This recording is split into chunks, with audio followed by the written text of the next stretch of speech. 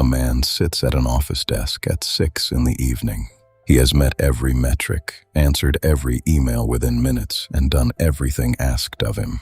And yet, an unseen weight rests on his shoulders that 8 hours of sleep cannot lift, because his exhaustion has nothing to do with effort. The monitor casts a cold, pale light across his face. His eyes remain fixed on the dark window pane outside. He is not physically injured, yet his limbs carry a heaviness that sleep cannot lift. The modern world diagnoses this state as fatigue. It prescribes 8 hours of rest, cleaner diets, and digital sabbaticals. This is a naive remedy for a structural collapse. Physical rest cannot repair a foundation whose load-bearing beams have rotted from within.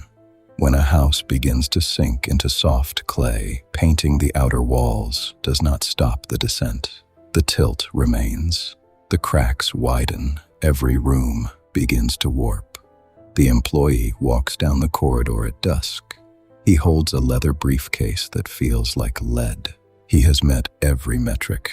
He answered every email within minutes. He surrendered his weekends to the corporate machine. Yet, the exhaustion compounding in his chest feels less like physical fatigue and more like a quiet erosion of the soul. Society teaches men that performance yields peace. It promises that if a worker simply carries the load long enough, the machine will eventually grant him rest. This is a structural lie. The machine is not designed to satisfy its components. It is designed to consume them. It requires constant friction, endless throughput, and unceasing availability. When an individual mistakes the demands of an impersonal system for his own moral duty, he enters a slow, silent attrition. He wakes up tired because his spirit spent the night bracing against a collapse that is already occurring. Every morning he returns to a desk that drains his vitality, believing that exhaustion is merely the price of survival in a competitive world.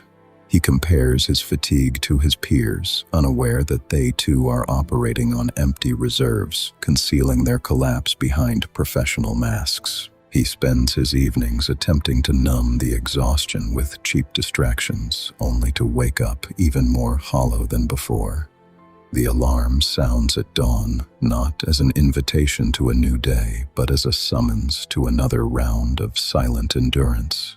He drives through early morning fog toward a building that demands everything and remembers nothing. He walks through security turnstiles that log his entry as a raw integer in an automated database. He stands in silence as the elevator ascends, feeling the faint vibration of the floor beneath his boots, wondering at what precise moment his labor turned from a tool of independence into an iron cage. The human fragment, Reddit sourcing. In the archives of modern corporate experience, an employee recorded a quiet realization after 7 years of continuous availability. He had taken 2 weeks of mandatory leave following a period of intense project delivery. Upon his return, he discovered that his absence had produced no crisis, no disruption, and no relief. The machine had simply closed the gap. His exhaustion was not born from the work he had completed.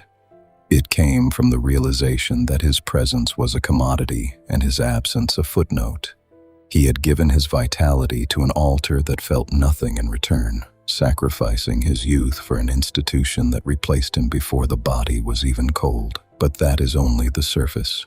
The real mechanism runs deeper, and it was identified long before any of us were born. 3,000 years ago, the ancient Hebrew texts did not use the language of stress to describe this condition. They used the root word shaka. Shaka does not mean tiredness. It defines the slow, unseen settling of a stone structure into unstable soil. The roof remains intact for a season, the doors still open. But beneath the surface, the masonry is parting. The strength of the stone is unchanged, but the ground beneath it has ceased to hold. Consider the story of Elijah at the brook Cherith. The text records that after declaring a drought upon the land, the prophet was instructed to sit by a small stream. The ravens brought him bread, and he drank from the brook. But as the months passed without rain, the stream began to shrink. First, the rushing torrent slowed to a trickle, then to small stagnant pools, and finally to cracked, baking mud. The ancient Hebrew term for this drying is karav. It describes the gradual, inevitable evaporation of a life-supporting supply. The tragedy of the human condition is not that the brook dries up. All earthly brooks dry up eventually, whether they are jobs, titles, relationships, or youthful vigor. The tragedy is that men continue to sit beside a dry riverbed, holding empty cups, expecting yesterday's water to appear tomorrow. They remain bound to a place that no longer nourishes them, out of a misplaced sense of loyalty to their own exhaustion. Elijah did not remain at Cherith once the brook dried. The text states that when the water ceased, the word came to move. He packed his cloak and walked into the wilderness of Zarephath. He understood that staying at a dried brook is not devotion. It is slow, deliberate suicide. When the supply ends, wisdom dictates immediate departure. He walked away from the familiar stones of Cherith toward an unknown horizon, knowing that the spirit cannot survive on memories of past provision. The ancient wisdom reminds us that true strength is not found in clinging to a vanishing stream, but in having the courage to rise and seek new living water before the heart turns to stone. For 2,000 years, philosophers called this something else entirely, and the word they used changes everything. When Seneca observed the Roman elite exhausting themselves in pursuit of political favor, he wrote to Lucilius with cold clarity. Seneca noted that men give away their time as if it possessed no value. They guard their land with iron gates and blood.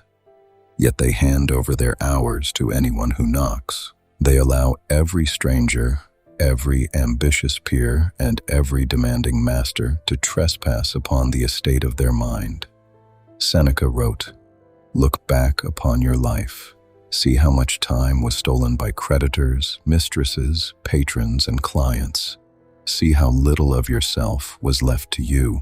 You will realize that you are dying before your time because you never learned how to live for your own foundation." The Stoics called the defense against this depletion the inner citadel. It is not a place of escape, it is a boundary of survival. A fortress does not negotiate with the storm outside. It simply remains closed until the gale passes. It does not apologize for its walls, nor does it ask the wind for permission to stand. Marcus Aurelius recorded in his private journals that a man must constantly retreat into his own soul, for nowhere can he find a quieter retreat than in his own mind.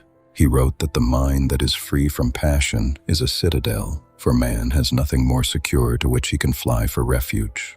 When a leader loses his inner citadel, he becomes a slave to every external pressure, tossed about by the opinions of men who do not even respect themselves. The Stoics understood dichotomy of control, the clear division between what belongs to the self and what belongs to the world. Your energy, your attention, and your integrity belong to your foundation. The demands of your boss, the expectations of society, and the noise of the market belong to the storm outside. Epictetus echoed this truth when he noted that no man is free who is not master of himself. If external obligations dictate your internal peace, you are not a worker, you are a captive wearing a golden collar. Everything we've established until now is true, it is also incomplete. Here is what it doesn't account for.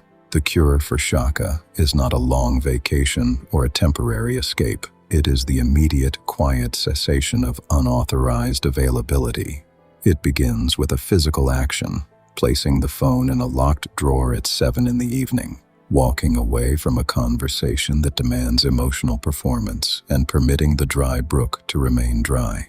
When availability stops being unlimited, worth begins to restore itself. The foundation stops sinking the moment the load is stripped away. The sovereignty of a structure requires no apology to those who profited from its noise. A foundation owes no explanation for building walls around a house that was collapsing.